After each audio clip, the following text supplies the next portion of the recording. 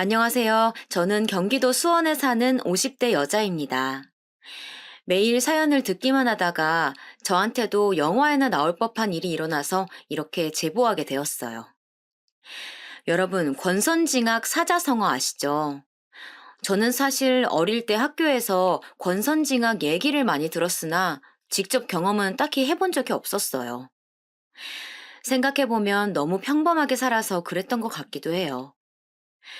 그런데 이번에 정말 말 그대로 나쁜 사람이 벌을 받고 착한 사람이 복을 받는 얘기가 저한테도 일어나서 제보하게 되었어요. 바로 저희 시댁과 관련된 내용이에요. 정확히는 아주버님 아내인 형님이요. 저는 사실 결혼할 때까지만 해도 이런 일이 일어날 줄 몰랐었거든요. 저는 그냥 남편과 대학에서 처음 만나서 연애하고 결혼했어요. 인생 첫 남자친구였고 남편도 제가 첫 여자친구였어요. 서로 신입생 동기로 만나서 그렇게 한 번도 헤어지지 않고 그대로 결혼하게 됐어요. 저는 어려서부터 정말 무던한 편이었어요. 정말 너무 평범하게 살아왔고 결혼도 그냥 정말 무탈하게 진행되었어요. 양가에서도 같은 대학이고 오래 사귀었으니 서로 마음에 들어 하셨고 남편도 저도 예민하지 않고 무난한 성격들이라 정말 평생 이렇게 재미없지만 고요하게 살아갈 줄 알았어요. 사실 제가 남편과 결혼을 결심하게 된 이유는 무심함 때문이에요. 제가 이런 얘기를 하면 제 친구들은 다정한 사람이 최고라고 하던데 저는 이상하게 남편의 무심함과 예민하지 않고 무던한 모습이 그렇게 좋더라고요. 아무튼 그래서 그렇게 시댁을 처음 인사 갔을 때가 기억나요. 남편은 아버지가 초등학교 때 돌아가셨다고 미리 저에게 말을 했었어요. 그래서 시어머니가 홀로 살아 계셨고 형이 한 명 있는데 그 형은 결혼해서 나가 산다고 했어요. 딱 저 말만 듣고서는 사실 걱정을 많이 했어요. 왜냐면 홀 시어머니는 힘들 수도 있다고 주위에서 그랬거든요. 그러나 시어머니의 첫인상은 굉장히 화끈하셨어요. 드디어 미영이가 우리 며느리가 되는구나. 진짜 가족이 되다니 너무 기쁘다. 오래 만났고 제가 남자친구 군대도 다 기다려주어서 시어머니는 저를 굉장히 예뻐하셨어요. 말은 그렇게 많지 않으셨지만 홀로 형제를 키워서 그런가 마냥 호락호락하지는 않으셨어요. 알고 보니 시어머니는 지방에서 혼자 큰 식당을 운영하고 계셨어요. 남편이 초등학교 다닐 때는 그냥 작게 동네에서 하는 백반집이었대요. 그런데 워낙 성격도 좋으시고 음식 맛도 좋으니까 가게가 점점 커져서 지금은 정말 큰 식당을 하고 계셨어요. 그 동네 사람이면 이름만 들어도 아는 그런 유명한 지역 맛집이요. 옆 지역에서도 놀러 오면 꼭 들르는 그런 큰 식당이었어요. 방송에도 몇 번 나와서 웨이팅까지 해서 먹는 그런 식당이랍니다. 사실 이 얘기를 했을 때 제가 친언니가 있는데 언니가 걱정을 많이 했어요. 식당을 하는 홀 어머니면 제가 수시로 찾아가서 식당 일을 도와줘야 하는 거 아니냐고 그랬었거든요. 하지만 시어머니는 저에게 단 한 번도 도와달라고 하지 않으셨어요. 애초에 제가 가서 도와주지 않아도 직원들이 워낙 많으니 제가 가지 않아도 됐었고요. 생각보다 많이 큰 식당이었어요. 저는 오히려 어머님 식당이 너무 커서 놀랐던 기억도 나요. 남자친구가 전혀 티를 내지 않아서 몰랐었어요. 남편의 형은 성격이 남편과 비슷했어요. 무난했다는 말이에요. 형제가 둘 다 예민하지 않고 말도 많지 않았어요. 그리고 아주버님은 매우 바쁘셨죠. 그래서 잘 볼 수가 없었어요. 이렇게 무난한 성격들 덕분에 시어머니는 홀로 형제를 키우면서 엄청나게 힘든 일은 없었다고 하더라고요. 그리고 뒤에서도 말하겠지만 사실 시어머니는 정말 최고랍니다. 제가 다른 복은 없어도 시어머니 복은 정말 많아요. 단순히 재력만 좋으셨던 게 아니고 성격도 정말 좋으셨어요. 이건 뒤에 가서 더 자세히 말씀드릴게요. 그런데 제가 시댁에 가서 제일 놀랐던 게 뭔지 아세요? 시어머니도 형도 남편도 평범했는데 형님, 그러니까 남편 형의 아내가 정말 놀라웠어요. 왜냐면 정말 제가 이제까지 봤던 사람 중에 제일 밝았어요. 저를 보자마자 어머, 동서될 분이세요? 정말 반가워요. 얼마나 제가 기다렸는지 몰라요. 하시면서 반겨주셨어요. 사실 이미 결혼한 친구들이 저한테 고부 관계보다 더 스트레스 받는 게 같은 며느리 관계라고 했었거든요. 그리고 언니도 저한테 형님이 이미 있다고 하니까 걱정했었어요. 제 성격에 당하고 살 수도 있다고 무슨 일 일어나면 자기한테 말하라고 했었죠. 그런데 저를 처음 보자마자 저렇게 반겨주셔서 저는 너무 행복했어요. 친언니한테도 자랑도 할 정도로요. 어머, 동서, 친언니가 있어요? 그럼 더 잘 됐다. 언니처럼 편하게 대해줘요. 형님은 정말 텔레비전에 나오는 연예인들보다 성격이 밝더라고요. 저는 낯을 굉장히 많이 가리는 편이라 시댁 가족들에게 어떻게 다가가야 하나 정말 걱정이 많았어요. 하지만 어머니도 저를 따뜻하게 맞이해 주시고 형님도 저를 반겨주시니 결혼 초반에 굉장히 기분이 좋았어요. 남편한테 듣기론 형님은 그 지역 토박이래요. 그래서 남편 어머니의 식당이 커가는 것을 다 직접 보고 자랐다고 하더라고요. 아주버님과도 아주 어렸을 때부터 알던 사이였고요. 그래서 시댁에 갈 때 형님이 있을 때와 없을 때는 확실히 분위기가 달랐어요. 시어머니가 혼자 산다고 제가 말했잖아요. 형님은 혼자 사시는 시어머니에게 정말 거짓말 안 하고 이틀에 한 번씩은 찾아갔대요. 찾아갈 때마다 먹을 것도 사가고 가서 어머님 마시는 것도 많이 사드리고 그랬다고 하더라고요. 시어머니가 혼자 주택에 사셨었는데 주택 사시는 분들은 아시겠지만 관리를 엄청나게 해줘야 하잖아요. 손이 너무 많이 가서 힘든데 그런 사소하게 챙겨야 하는 것도 형님이 하셨대요. 게다가 여행도 둘이 다녔대요. 제주도 여행을 시어머니와 며느리 둘이 가는 게 가능한 건가요, 여러분? 심지어 그런 제안들은 다 형님 입에서 나왔다고 하더라고요. 그렇게 지극정성으로 챙기니 저는 슬슬 눈치가 보이기 시작했어요. 저희 시어머니 성격상 저한테 절대 뭐라 눈치 주시는 분은 아니세요. 그래도 제가 아무리 묻어내도 바보가 아니잖아요. 형님이 매번 저렇게 나서니까 나도 같은 며느리 입장에서 눈치가 보였어요. 그 누구도 저에게 너도 좀 챙기라고 말하지 않았지만 그냥 저렇게 행동하니까 슬슬 불편해지더라고요. 친구들한테 말하니 형님이 고단수라고 하던데 그때는 그 말이 뭔지도 몰랐어요. 언젠가 너무 신경 쓰여서 남편에게 말했던 적이 있어요. 여보, 그런데 형님 저러시는 거는 아주버님이 시킨 건 아니겠지? 형이 누구한테 저렇게 시킬 사람 아니야. 그냥 형수 혼자 저러는 거야. 당신은 너무 저기에 신경 쓰지 않아도 돼. 무시하려고 해도 같은 며느리니까 조금 불편한 건 사실이야. 당신은 여자가 아니라 완전히 내 마음을 모르겠지만 말이야. 당신 나처럼 묻어난 줄 알았는데 아니네? 아니, 이 사람이 진짜 왜 이래? 장난이야. 그런데 정말 무시해도 돼. 형수 저러는 거 당신은 딱 보면 모르겠어? 어머니 가게 물려받으려고 저러는 거잖아. 식당이 가면 갈수록 더 유명해지고 있잖아. 그거 노리고 저러는 거야. 이제야 해답이 보이는 기분이었어요. 저는 전혀 눈치를 채지 못하고 있었는데 바로 가게를 노리고 시어머니에게 잘해준 것이라고 하더라고요. 남편 말이 사실인지 아닌지는 모르겠으나 일단 얘기를 듣고 보니 그럴 수 있는 이야기더라고요. 사실 시어머니는 식당이 커서 요리를 하거나 서빙을 하시지는 않아요.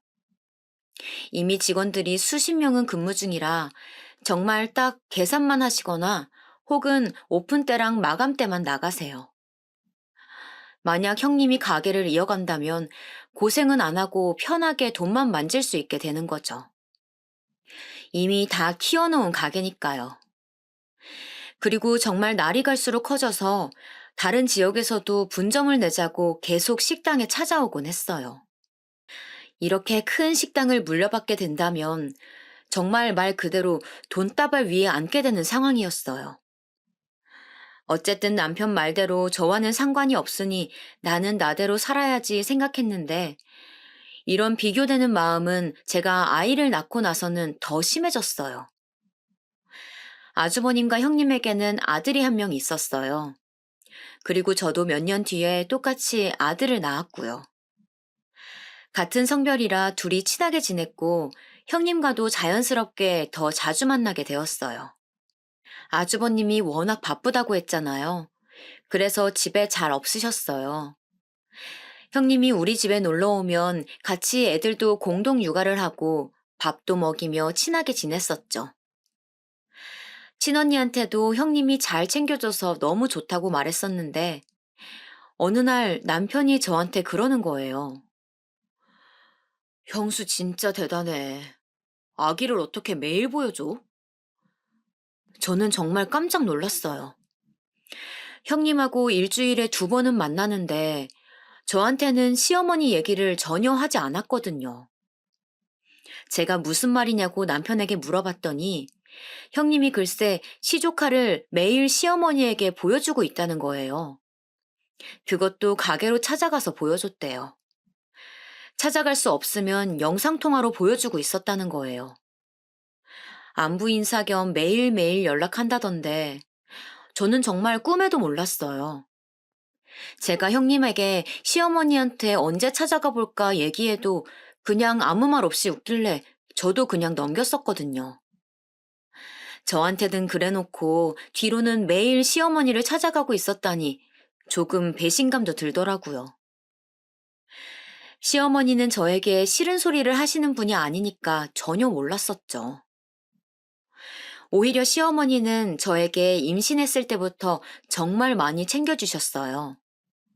몸에 좋다는 온갖 귀한 음식들도 사주시고 용돈도 많이 주셨어요. 심지어 제가 부담스럽게 느낄까봐 다 남편을 통해서 전해주셨죠. 오죽하면 제가 친정 엄마께 시어머니 자랑도 했어요.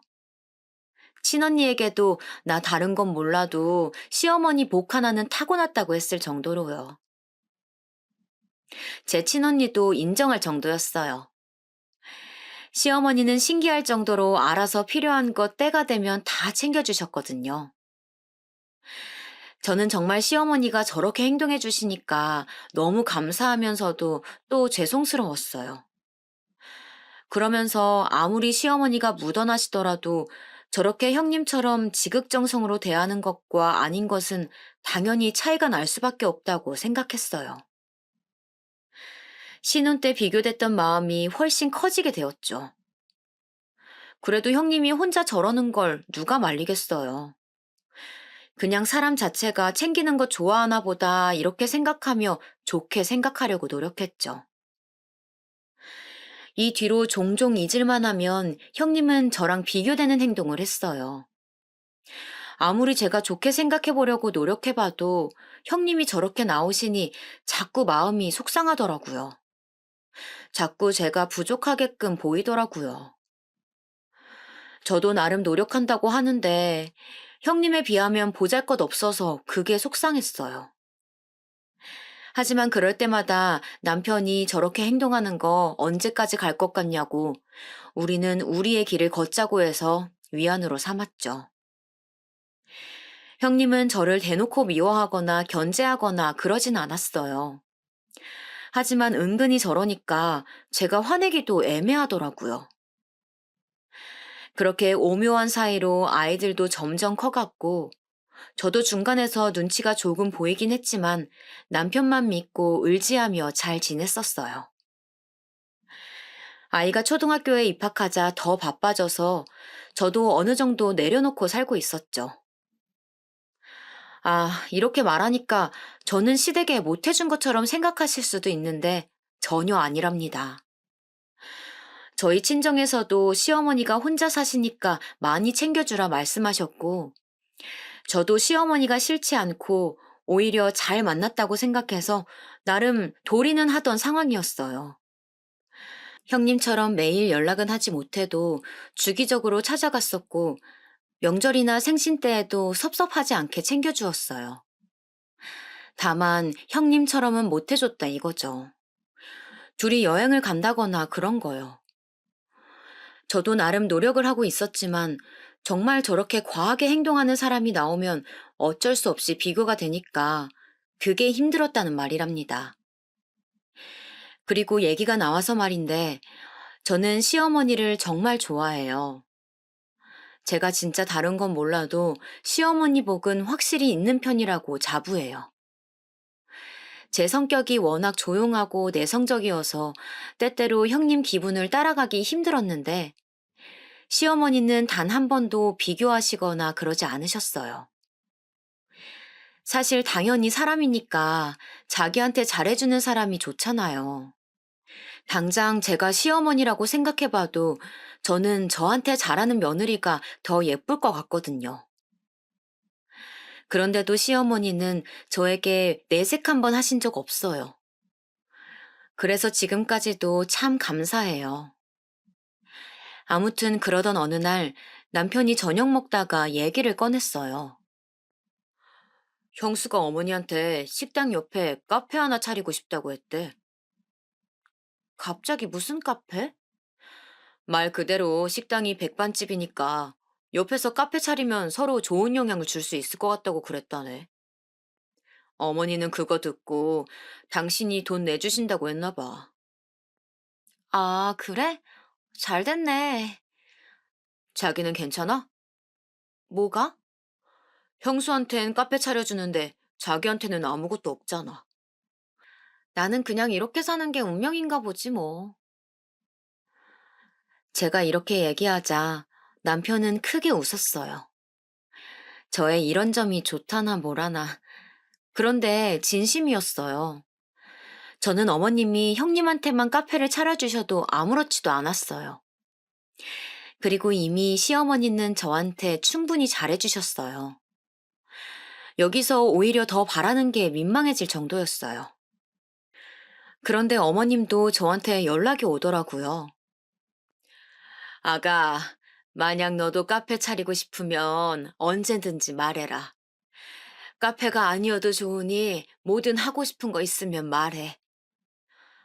저는 정말 괜찮아요, 어머님. 너는 애가 왜 이렇게 욕심도 없고 착하기만 하니? 저는 진짜 괜찮았는데 옆에서 오히려 난리가 나더라고요. 심지어 어머님 가게에 찾아가도 직원분들이 저를 보면 괜찮냐고 그러더라고요. 형님은 그렇게 신이 나서 카페를 열었어요. 저도 가서 몇 번 도와주었는데 형님이 종종 그러더라고요. 동서도 좀 몇 번 가서 얼굴 비추고 가게 하나 열어달라고 해. 저는 정말 그냥 이대로 평범하게 살고 싶은데 형님은 그게 아니었나 봐요. 심지어 카페를 열고 나서는 더 심해졌어요. 아예 붙어 있겠다. 틈만 나면 식당으로 가서 시어머니한테 갔다고 하더라고요. 어머님 식당이 정말 지역 명소가 되어서 주변에 카페와 식당들이 생기기 시작했는데 형님이 카페를 바로 옆에다 차리니 자연스럽게 매출도 많이 올랐어요. 또 같은 식구가 하는 거니까 단골분들도 많이 찾아주셨어요. 사실 저는 저 정도로 노력하면 식당 그냥 물려받았으면 좋겠더라고요. 형님은 카페를 열고 눈에 띄게 얼굴이 좋아졌어요. 하고 다니는 차림도 많이 달라졌고요. 사람이 여유가 생기니까 하고 다니는 행세가 많이 달라지더라고요. 저한테 형님은 가끔 흘러가는 말로 동서, 돈이 최고야. 이렇게 말했던 게 기억이 나요. 아무튼 그렇게 살고 있었는데 남편이 이번엔 시어머니가 형님 어머님한테도 가게 하나를 열어줬다고 하더라고요. 무슨 가게냐고 물어보니까 옷가게래요. 형님 친정이 여유롭지 않다는 것은 알고 있었어요. 저는 형님도 형님이지만 시어머니도 정말 대단하다는 생각이 들었어요. 며느리는 아들하고 같이 사니까 가게를 차려줄 수 있지만 사돈까지 챙기시다니 정말 대단하다는 생각만 들었어요. 형님도 정말 대단했어요. 저는 친정이 아무리 어려워도 대놓고 우리 친정 도와달라고 말 못할 것 같은데 형님은 시어머니한테 부탁도 잘하더라고요. 그뿐만이 아니었어요. 형님은 아이를 사립학교에 보내고 싶었나 봐요. 시어머니한테 부탁해서 아주 비싼 학교에 보냈어요. 어머님이 우리 아이도 저 학교에 보내라고 하셨지만 저는 그냥 평범하게 키우고 싶어서 거절했어요. 아이가 커가면서 형님의 사치도 점점 심해졌어요. 저는 그냥 아이는 아이답게 키우고 싶었거든요. 그런데 형님은 아니었나 봐요. 어디서 처음 듣는 브랜드의 옷을 입히고 어디 학원을 보내야 하고 그런 게 굉장히 심했었어요. 그럴 때마다 시어머니는 또 엄청나게 지원해 주셨죠. 그리고 시어머니의 식당처럼 형님의 카페도 장사를 잘하는지 많이 바빠졌어요. 제가 몇 번 찾아갈 때마다 직원들도 꽤 많이 보였어요. 카페 옆으로는 호프집이 있었어요. 젊은 남자 사장이 하는 곳이었는데 저와 남편도 종종 갔었던 기억이 나요. 분위기도 굉장히 좋아서 몇 번 찾아갔어요.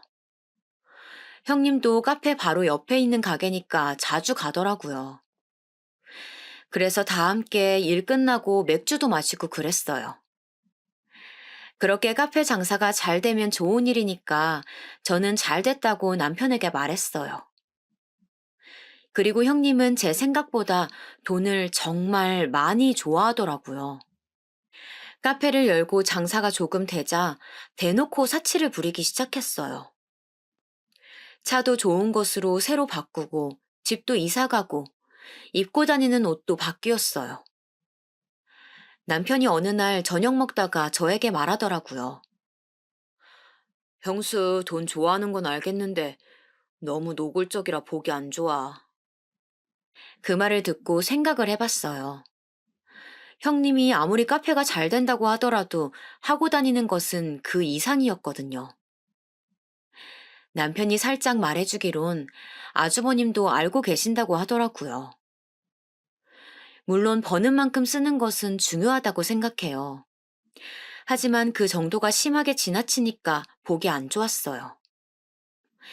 심지어 어머님 식당에 가서도 주인 행세를 하기 시작했다고 해요. 그래도 어머님이 그 지역에서 몇십 년 동안 키워온 식당인데 좀 너무하다고 생각했어요. 어머님이 자기한테 카페도 차려주고 친정에도 옷가게를 차려주니까 완전 자기 세상이 된 거죠. 형님은 그것을 숨길 생각도 하지 않았어요.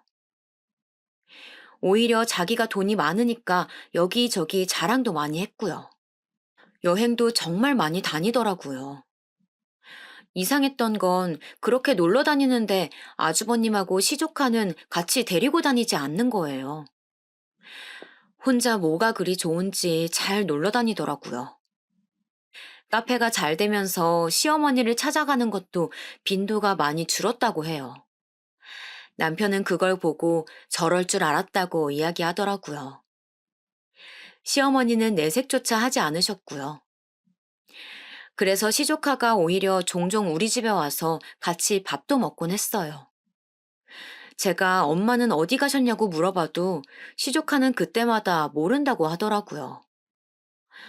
도대체 뭘 하고 돌아다니길래 애도 방치하고 저러는 건지 의아했어요. 그렇게 노골적으로 잘하더니 이제 받을 만큼 받으니까 저러고 돌아다니는 건가 생각이 들었어요. 우리 가족만 그렇게 생각한 것은 아니더라고요. 제가 식당에 가서 일손을 도우려고 하면 오히려 단골 손님들이 저에게 말씀해 주셨어요. 둘째가 제대로 된 사람이지. 첫째 며느리는 이제 살판난 게 보여. 그럴 때마다 저는 그냥 웃기만 했어요. 그러면서 한편으로는 시어머니가 상처받지 않으셨으면 좋겠더라고요. 그러던 어느 날 아이가 학교에서 돌아와 간식을 먹이고 학원에 보내자마자 연락이 왔어요. 동서, 지금 어디야? 큰일 났어. 어머니가 갑자기 쓰러지셨어. 빨리 병원으로 와. 주소 문자로 보내줄게. 형님의 전화였어요. 어머니가 쓰러지셨다길래 너무 놀라서 일단 남편에게 전화로 상황 설명을 했고 바로 병원으로 달려갔어요. 도대체 이게 무슨 일인가 너무 놀랐어요. 정말 손이 덜덜 떨려오더라고요. 설마 돌아가시는 건 아니겠지 생각하며 마음 졸였죠. 택시를 타고 불이 나게 달려간 병원에는 형님 혼자 있었어요. 그런데 평소와 달리 형님은 침착하더라고요.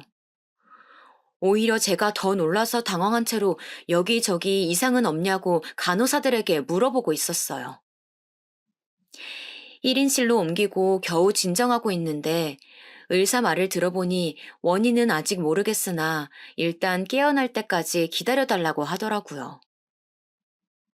검사 결과를 보니 막 엄청나게 몸에 이상은 없지만 깨어날 때까지 옆에서 간호는 필수라고 말을 하길래 알겠다고 했어요. 바로 남편에게 전화를 걸어 상황 설명을 하고 병실로 들어왔는데 형님이 저한테 말을 하는 거예요. 형님은 확실히 평소와는 달랐어요. 저는 정말 다른 사람인 줄 알았어요. 동서, 나는 어머님 간호 절대 못해. 정말 죽어도 못해. 동서가 좀 했으면 좋겠어. 내가 500만 원 줄게. 그걸로 간호 부탁해? 내가 그동안 어머니한테 잘했던 거 알지? 이제 동서가 좀 노력해봐. 저는 저 말을 듣자마자 너무 당황스러워서 아무 말도 하지 못하고 형님만 바라보고 있었어요. 내가 그동안 얼마나 고생했는데. 노인네 매일 찾아가고 옆에서 가게 하면서 챙기고 둘이 여행 가느라 얼마나 스트레스 받았었는데. 아휴, 잘 됐다. 설마 동서, 어디서 본 건 있어가지고 유류분 주장할 거 아니지? 사람이 그렇게 살면 안 돼. 어머님 식당이 생각보다 정말 매출이 좋더라. 얼마나 돈이 되겠어. 그동안 고생했던 거 보상받을 생각하니까 너무 좋다, 동서. 도대체 언제 가시나 했더니 이제 가시네. 제가 알던 형님이 맞나 싶어서 정말 아무 말도 하지 못하고 있었어요. 이제까지 그렇게 시어머니를 챙긴 사람이 맞나 싶었어요. 정말 지극정성으로 챙기더니 막상 시어머니가 쓰러지니까 저렇게 나오는 거예요. 제 남편 말대로 정말 재산을 노리고 행동한 게 맞았어요. 동시에 정말 괘씸한 마음이 들었어요. 시어머니가 형님에게 해준 게 얼만데 저러는 건지 정말 너무하다고 생각했어요. 시어머니가 받기만 한 것은 아니잖아요. 형님한테 카페도 차려주고, 아니 심지어 형님 친정 가게까지도 차려줬는데 어떻게 저럴 수가 있죠? 그리고 시어머니는 며느리들에게 정말 잘해주셨어요. 제가 생각할 때는 오히려 아들들보다 며느리들에게 더 잘해주셨던 것 같아요. 단순히 물질적으로만 지원해준 것도 아니고, 저는 살면서 제사나 명절 때문에 스트레스 받았던 적 한 번도 없었어요. 항상 시어머니는 귀찮은 거 절대 시키지 않으셨거든요. 오히려 저희에게 힘든 거 있으면 말하라고 하셨죠. 그리고 시어머니는 저희 친정에도 정말 잘해주셨거든요. 형님 친정에 가게 차려주시면서 저에게도 넌지시 물으셨어요. 물론 저는 괜찮다며 거절했지만 시어머니는 한 달에 한 번은 저희 친정에 선물을 보내셨어요. 이 외에도 제가 현실적인 고민으로 힘들어할 때 정말 많은 도움을 주셨어요. 저는 물론 남편이 좋아서 결혼한 거지만 시어머니와 가족이 되어 즐거웠어요. 정말 저에게 시어머니는 그런 존재였어요. 제 친구들도 저희 시어머니 같은 분 없다고 하셨거든요. 그런데 시어머니한테 그렇게 받을 거 다 받아놓고 저러면 안 되지 않나요? 저는 또 할 말은 제대로 하는 성격이라 바로 형님에게 말했어요. 형님, 그건 아닌 것 같아요.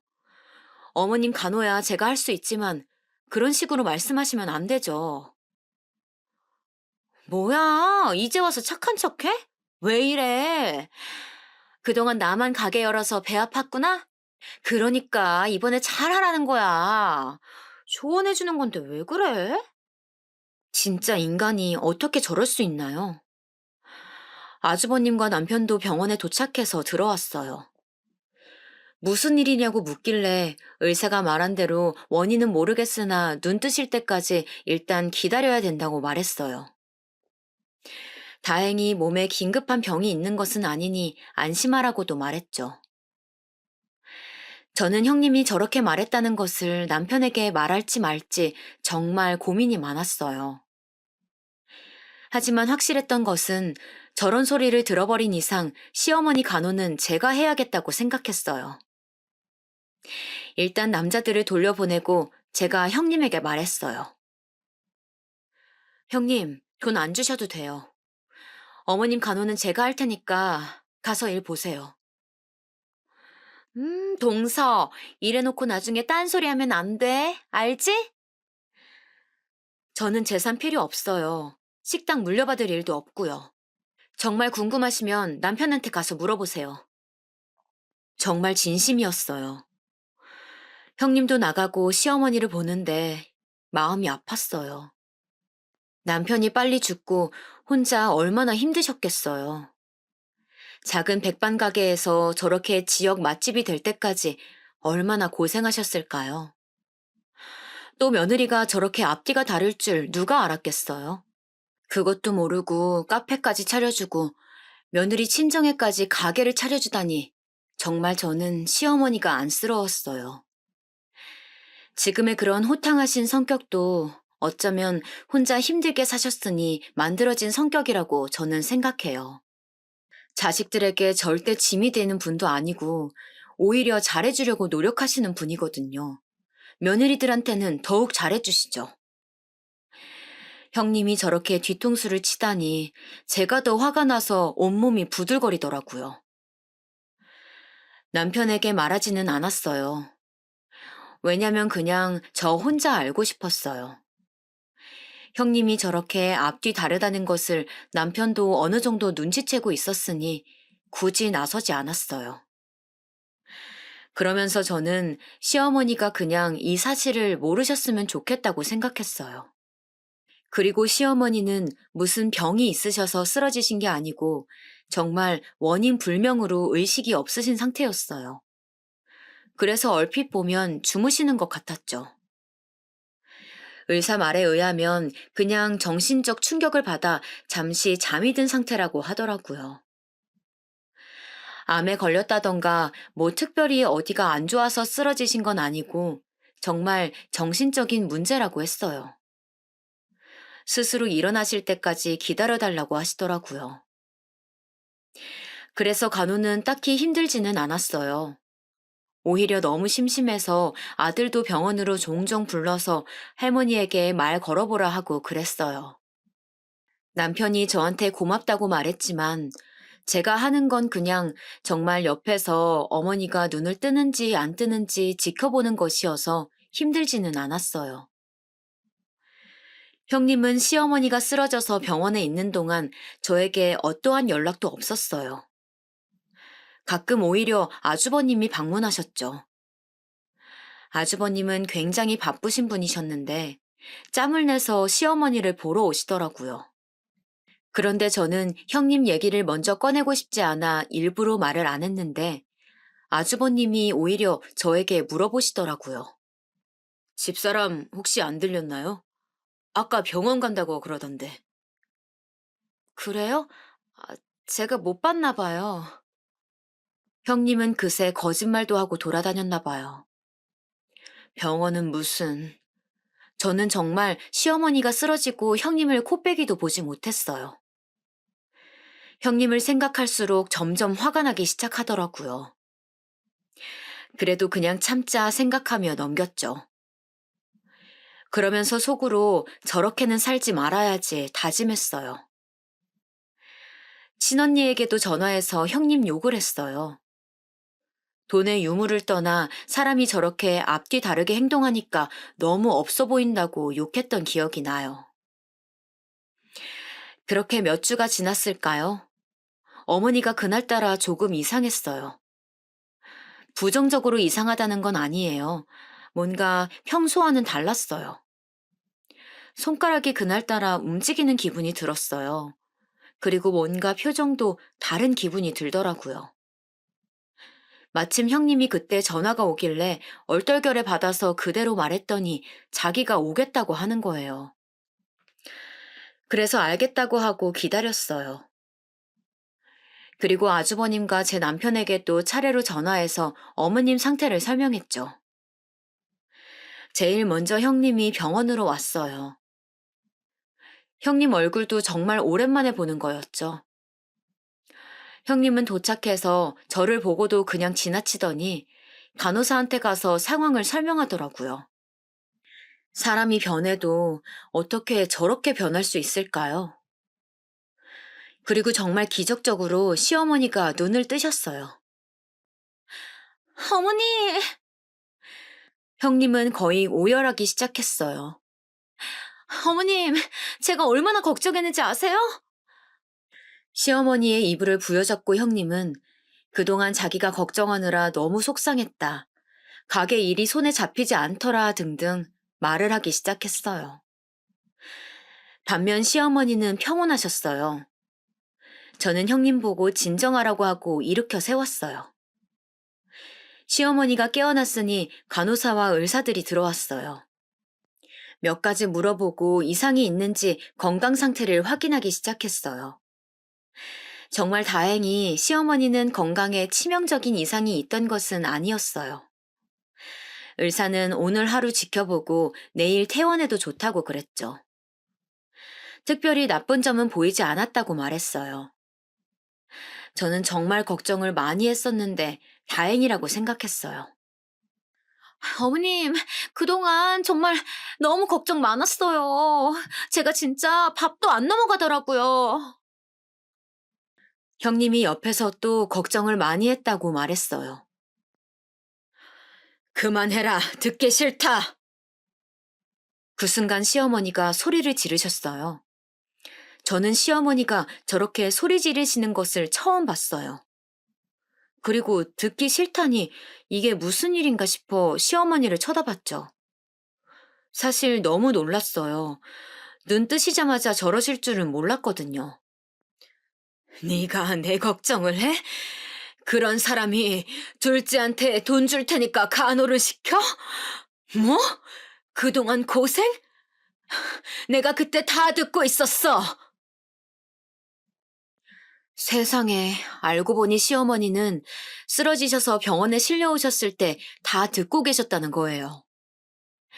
그런데 여러분, 더 충격적인 말은 뒤에 나오는 말이었어요. 카페랑 사돈댁한테 마련해준 가게도 다 빼라.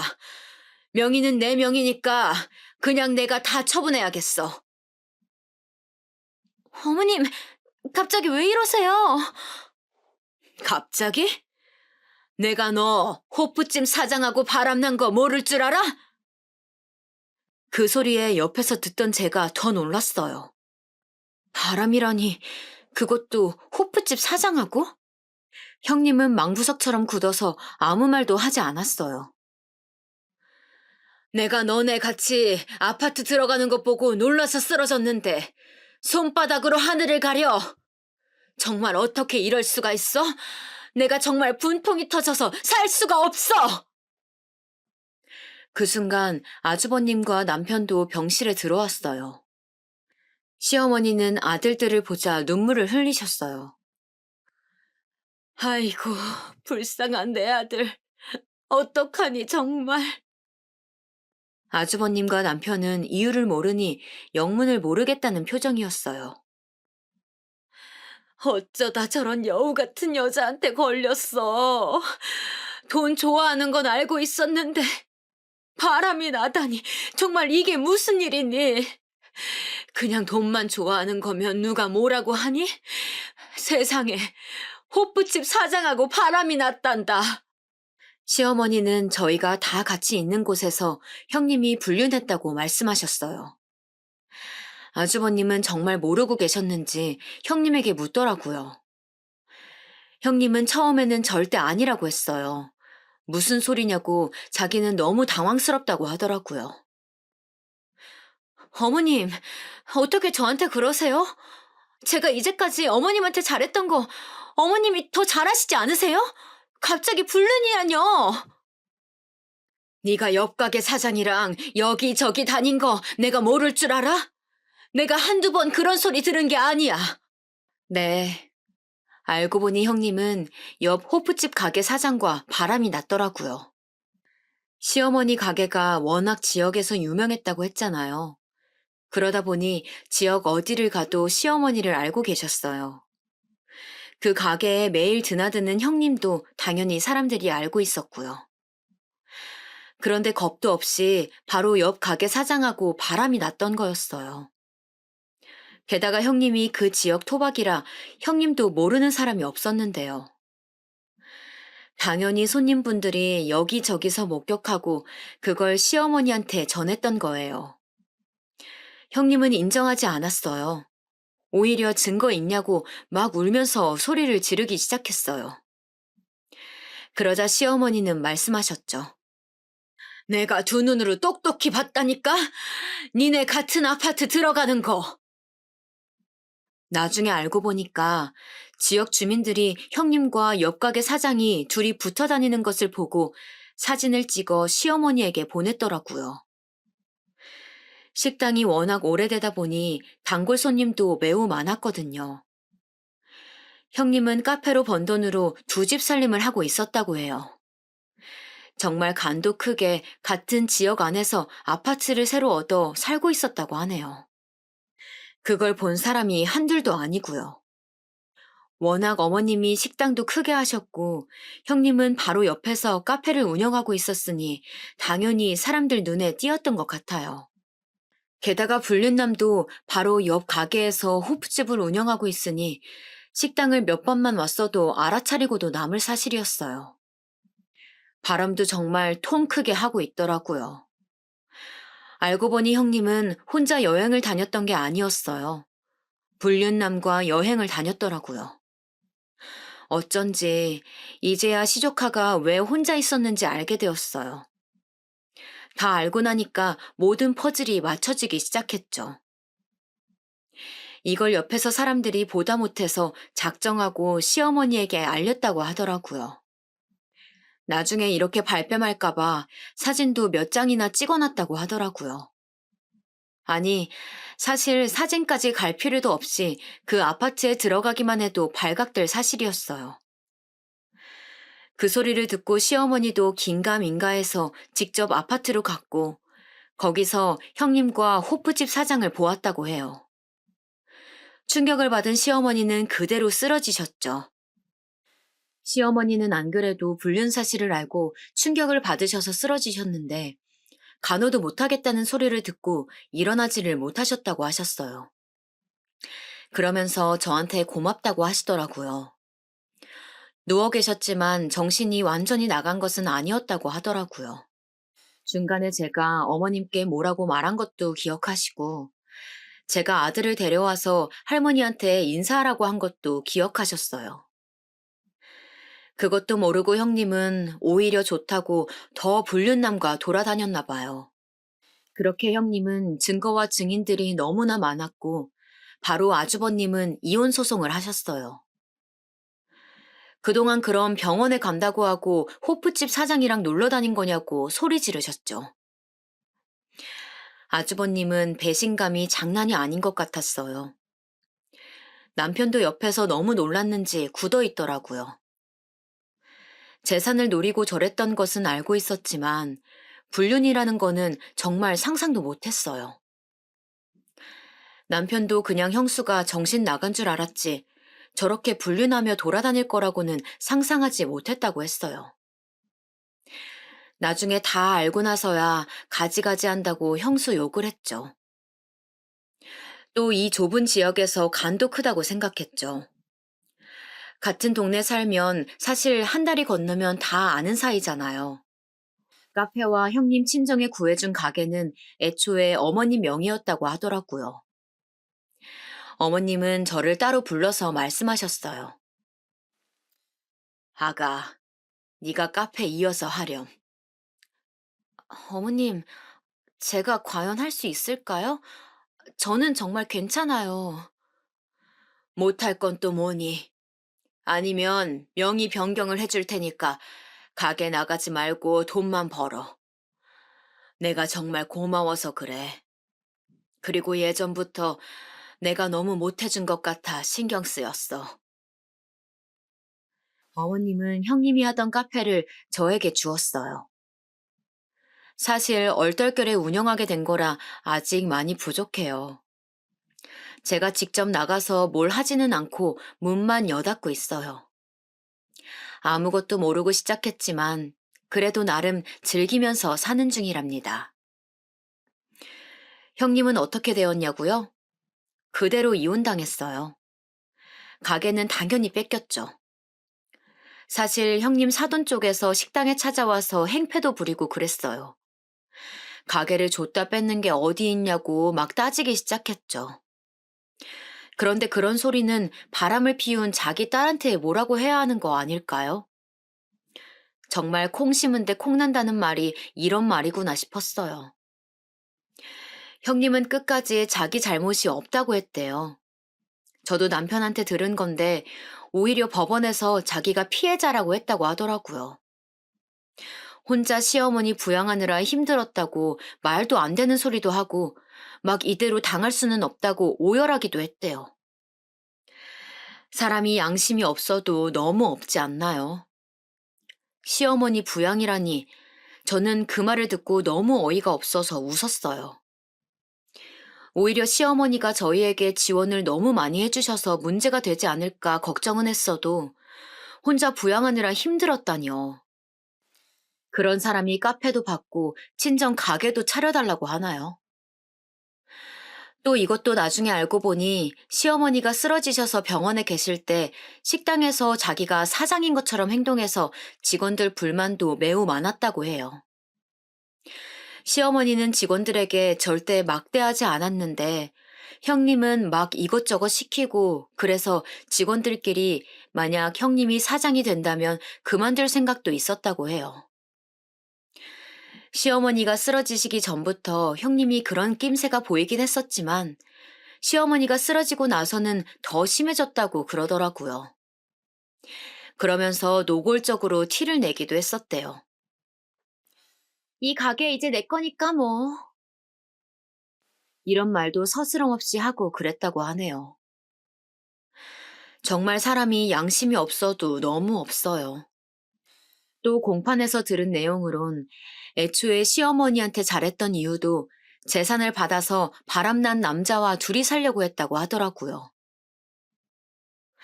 일부러 카페도 그래서 그 사장 옆에 얻은 거였죠. 둘이 원래부터 알던 사이라고 하더라고요. 형님은 그 지역 토박이였고 남자도 토박이였대요. 어릴 때부터 아예 아주버님과 결혼하기 전부터 알던 사이라고 하더라고요. 그리고 정말 충격적이었던 사실은 그냥 결혼 자체가 돈 보고 결혼한 것이라고 하더라고요. 어릴 때부터 그 지역에서 자란 토박이였잖아요. 작은 백반집이 점점 잘 되니까 그걸 보고 있다가 아주버님한테 다가가서 계획적으로 결혼을 했다고 하더라고요. 애초에 사기 결혼이었던 거예요. 재산을 노리고 한 결혼이니 그렇게 시어머니에게 잘했던 거고요. 이 사실은 놀랍게도 불륜남의 입에서 나온 사실이에요. 형님은 불륜남을 만날 때마다 내가 꼭 저 식당 차지하고 말 거라고 이렇게 말했다고 해요. 그리고 형님 친정도 다 한통속이었다고 해요. 그래서 옷가게도 얻어내고 이미 다 딸이 계획적으로 접근했다는 사실을 알고 있었대요. 어쩐지 모든 사실이 다 밝혀졌는데도 당황한 티가 하나도 없더라고요. 다 한통속이었던 거죠. 이 사실도 저 남자가 양심 고백을 해서 모두가 알게 되었어요. 자기도 그냥 처음엔 가볍게 생각했었는데 날이 갈수록 형님의 행패가 심해지니까 감당하기가 힘들었다고 고백했다네요. 그리고 여러분, 정말 제일 충격적이었던 게 무언지 아세요? 알고 보니 형님은 저 불륜남과 아이도 가졌다고 해요. 이것도 저 남자의 입에서 나왔어요. 남편은 애초에 형님이 아주버님과 사랑으로 결혼한 게 아니고 계획적으로 접근했던 거니까 놀랍지도 않다던데 저는 정말 충격을 받았어요. 시어머니 돈으로 가게를 열고 그렇게 사치를 부리면서 살다가 아이까지 가지다니 정말 이건 너무하지 않나요? 그래도 세상에 거짓은 없다더니 이게 다 들통이 났네요.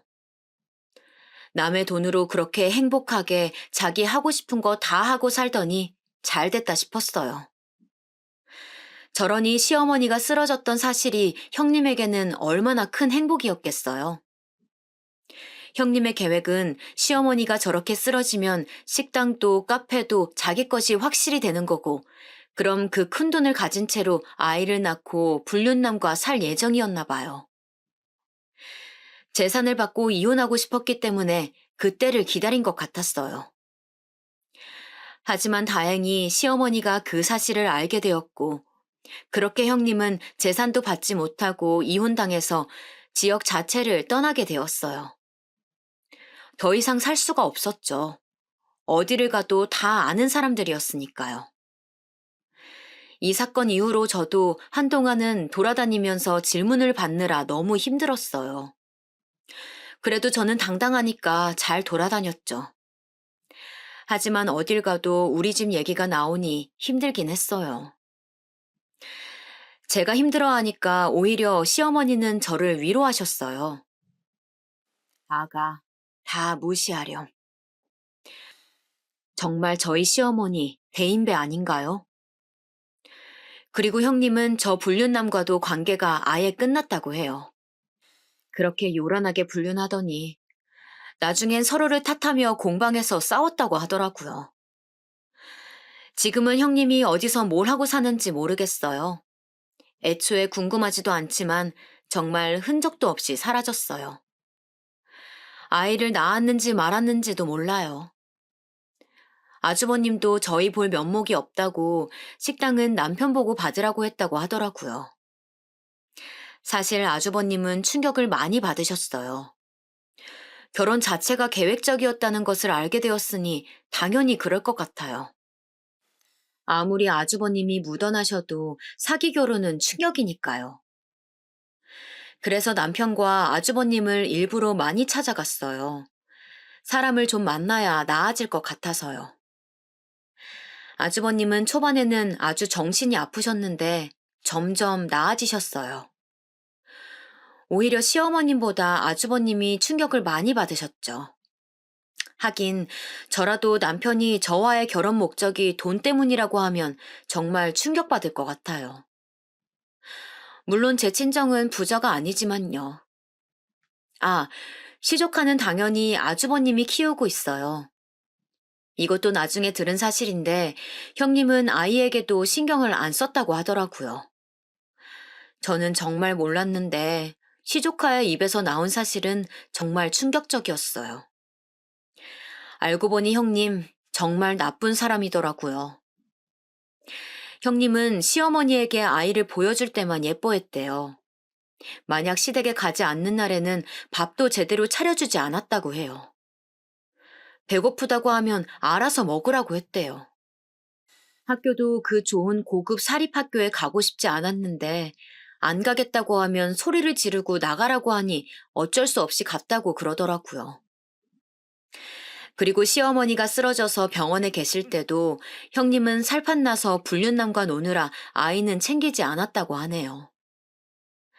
아주버님이 매우 바빠서 집에 잘 못 들어가셨는데 시조카는 그럴 때마다 혼자 집에 있었다고 해요. 기본적으로 밥도 잘 챙겨주지 않았대요. 이 소리를 듣는데 시조카도 너무 안쓰러웠어요. 시조카는 오히려 엄마가 이제 같이 살지 않고 아빠와 할머니랑 살게 됐다고 듣자 눈에 띌 정도로 좋아했어요.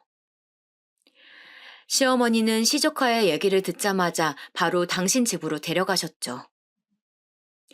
어머님이 손주들에게 정말 잘해주셨거든요. 시조카한테도 잘해주셨지만 저희 아이에게도 최고였어요. 저희 아이도 할머니 보러 가자고 하면 정말 좋아해요. 아주버님도 처음엔 모르셨다가 나중에 시조카의 얘기를 듣고서는 그만 힘들어 하셨어요. 저런 이상한 여자 때문에 힘들어하는 것은 시간 낭비라고 하시더라고요. 이 사건을 겪으면서 저는 정말 그냥 착하게 사는 게 최고라고 느끼게 되었어요. 그리고 거짓말은 결국 들통난다는 사실도 다시 한번 깨닫게 되었고요. 그 뒤로도 시어머니는 저에게 틈만 나면 잘해주려고 노력하셨어요. 제가 친언니가 있다고 했잖아요. 언니와 함께 운영하라고 요즘 유행하는 대형 카페도 따로 차려주셨어요. 그렇게 저는 얼떨결에 카페 2개를 운영하게 되었네요. 제가 분명 자신 없다고 거절했었는데 그냥 뭐 하지 말고 그럼 통장으로 들어오는 돈이나 세라고 그러시더라고요. 친언니가 제가 너무 묻어내서 속 터지는 경우가 많았는데 오히려 살다 보니까 이런 행운도 찾아온다고 정말 신기해했어요. 저는 정말 가만히 있다가 요즘 예상치 못한 돈벌이에 신이 나요. 남편이 나쁘게 살면 다 저렇게 된다고 하는데 그 말이 맞는 것 같아요. 그리고 시어머니의 식당은 저희 부부도 물려받지 않으려고요. 시어머니에게 날 잡고 진지하게 말했어요. 어머님, 작은 백반집부터 시작하셔서 정말 고생 많으셨어요.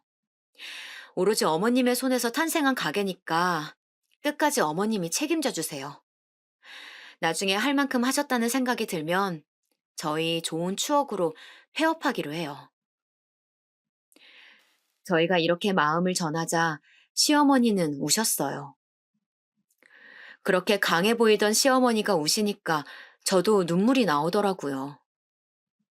둘이 그래서 부둥켜 안고 울었어요.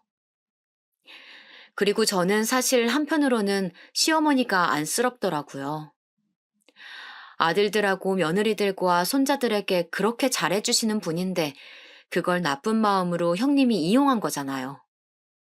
안 그래도 남편을 일찍 여의시고 정말 고생 많으셨을 텐데 말이에요. 작은 식당에서 저렇게 지역 명소가 되기까지 얼마나 마음고생을 하셨을까요? 그래도 힘든 티 절대 안 내시고 저희를 항상 더 챙겨주시려고 노력하셨거든요. 저희 시어머니가 싫은 소리 하는 것을 본 적이 없어요. 오히려 더 해주지 못해서 안달이신 분이세요.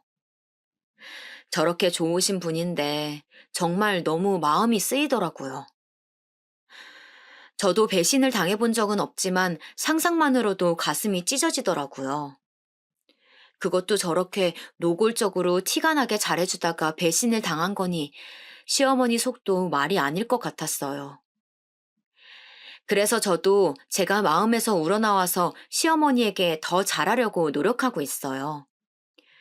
형님처럼 목적을 가지고 잘하는 게 아니고 정말 우리 시어머니 너무 좋으신 분이니까 제가 하고 싶어서 그러는 거예요. 그리고 워낙 제 성격이 내성적이라 형님처럼은 못해요. 그냥 평소보다 연락 한 번 더 드리고 얼굴 한 번 더 찾아뵙고 그러는 거죠. 남편도 제가 시어머니에게 잘하니까 제 친정에 더 잘하더라고요. 그걸 보면 제가 더 잘하고 그런 선순환이 계속되었어요. 결혼 생활이란 게 서로 이렇게 최선을 다하면 좋은 결과를 가져오는 것 같아요. 그리고 과유불급이라고 하잖아요. 형님도 돈 때문에 그랬던 건데 저는 앞으로도 이렇게 욕심내지 않고 그냥 제 현재에 만족하면서 살아가려고 해요. 남편과 아들과 행복하게 살고 있고 시어머니와도 형님이 없어지니까 더욱 사이가 좋아졌어요. 중간에서 튀는 사람이 없으니 오히려 편해지더라고요. 시어머니도 오히려 형님이 나가니까 편해지셨대요. 제가 조심스럽지만 천천히 다가가는 게 너무 보기 좋다고 어찌나 칭찬하시던지요. 저는 오히려 그렇게 칭찬해 주시니 몸둘 바를 모르겠더라고요. 이렇게 우리 가족에게 중간에 살짝 시련이 있었지만 결과만 보면 저희 정말 행복해졌어요. 서로 진심을 알게 되니까 예전보다 훨씬 분위기도 유연해졌고요. 이제 살면서 큰 걱정 없이 살 수 있을 것 같아요. 지금까지 제 얘기 들어주셔서 감사합니다. 날씨가 이제 기온도 많이 내려갔어요. 건강관리 유의하시고 행복한 연말 준비하세요.